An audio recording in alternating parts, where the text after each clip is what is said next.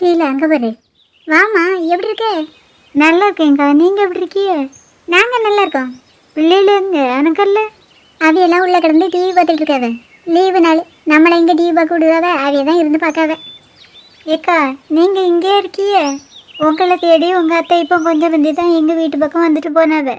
இந்த மாமியார் ஏன் தான் என் மானத்தை வாங்கன்னு இப்படி தெரியுதோ தெரியல. அதை நான் இன்னைக்கு போய் கவனிப்பில்ல, அது இன்னைக்கே சரியாகணும். ஏடி, கோவத்தில் மாமியார் என்னதும் பண்ணிவிடாத. ஏக்கா, எப்பவுமே இப்படி தான். டிவியில் எதையாவது பார்த்துட்டு இருக்கோம், அது முடிஞ்சோடனே என்னை தேடி இப்படி தெருவாக தெரியுதுக்கா. வயசான காலம்ல, அதான் ஆள் இல்லைன்னா ஒரு மாதிரி இருக்கும். உன்னையை தேடி திரிவாவ. சரிக்கா, நான் வீட்டுக்கு போயிட்டு வரேன். நெவரு சொல்லுறத கேளு, அங்கே போய் பொறுமை அமைதியாகவே பேசு. சரிக்கா.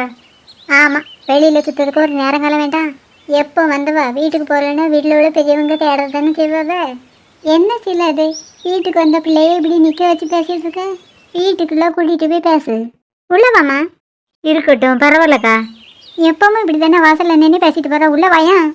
உங்களுக்கு அத்தையை பற்றி தெரியுமில்லக்கா. நான் போகிறதுக்கு பிந்துனா கண்டிப்பாக இனியாவே திட்டிகிட்டே தான் இருப்பவ. என்னைக்கு அவைய திட்டாமல் இருந்தவ. நீ அரை நாளில் வாங்குற திட்ட இவ அரை மணி நேரத்துலேயே வாங்குவா. திட்டு வாங்க நேரம் வேணா வித்தியாசமாக இருக்கலாம், ஆனால் திட்டு வாங்குறது எல்லாமே ஒரே போல தான் இருக்குது.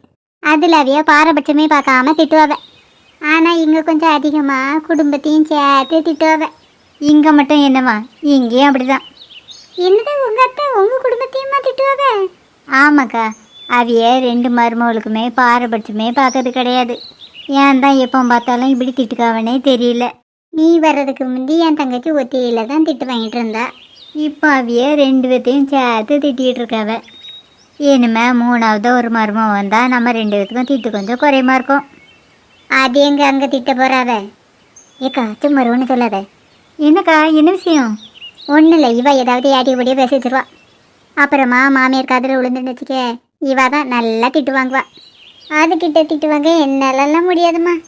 இனிமே வர மருமவா வில்லியாக இருக்கணும், அப்படின்னா தான் நம்ம தப்பிக்க முடியும். சீலா, நான் இப்போ ஒன்று சொன்னால் திட்ட முடியே.